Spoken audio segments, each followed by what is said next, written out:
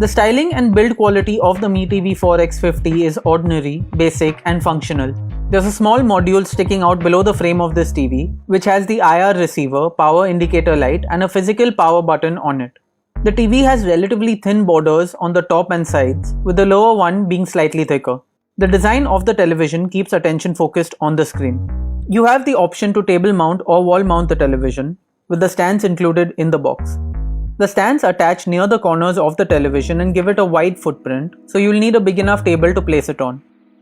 The display is a 50-inch 4K LED screen with a resolution of 3840 by 2160 pixels, a 60Hz standard refresh rate, and support for 10-bit HDR content. Most of the Mi TV 4X50's ports and inputs face sideways to the right of the television, while some face downwards. The power cable is on the left, but is long enough to come around the TV if needed.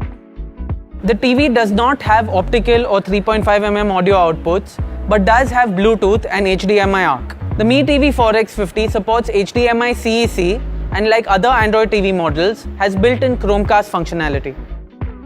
The remote itself is entirely plastic and very light, but feels a bit cheap. It doesn't have buttons for important options such as mute, source select and settings, which we didn't like. There are hotkeys for Netflix, Amazon Prime Video and Xiaomi's own Patchwall interface, which is essentially a launcher on top of Android TV. The remote does have a Google Assistant button, and the voice assistant works fine, but this is pretty much the only good thing about it. The remote was oddly slow at times, taking too long to send commands to the TV.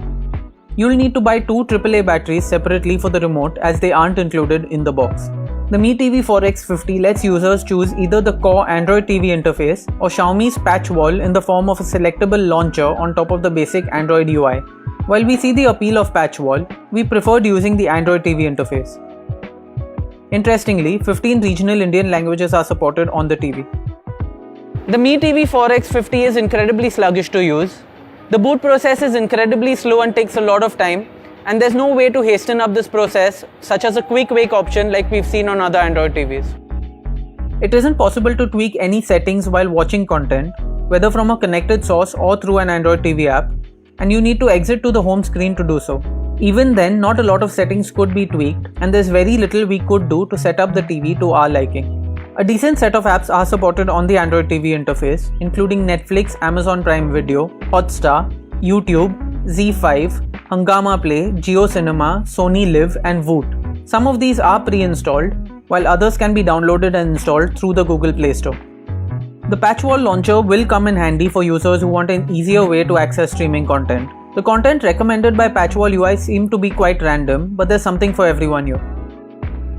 We watched a bunch of 4K HDR shows and movies on Netflix. This naturally brought out the best performance on the Mi TV 4X50 with decent colors and sharp visuals. We did, however, find the picture a bit dull, and the TV seems to favor color accuracy over brightness for HDR content.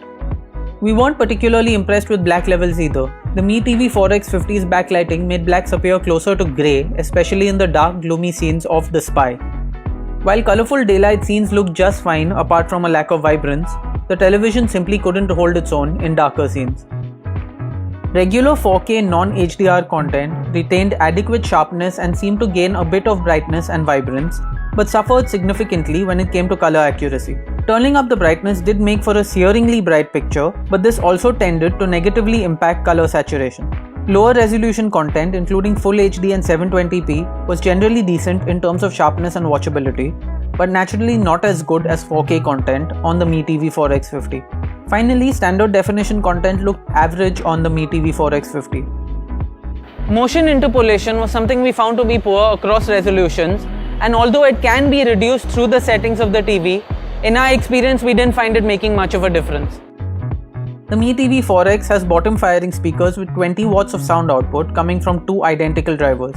Sound quality on the Mi TV 4X50 was average at best, but entirely acceptable for the price. This TV isn't too fancy, but is tuned properly for video-based sound.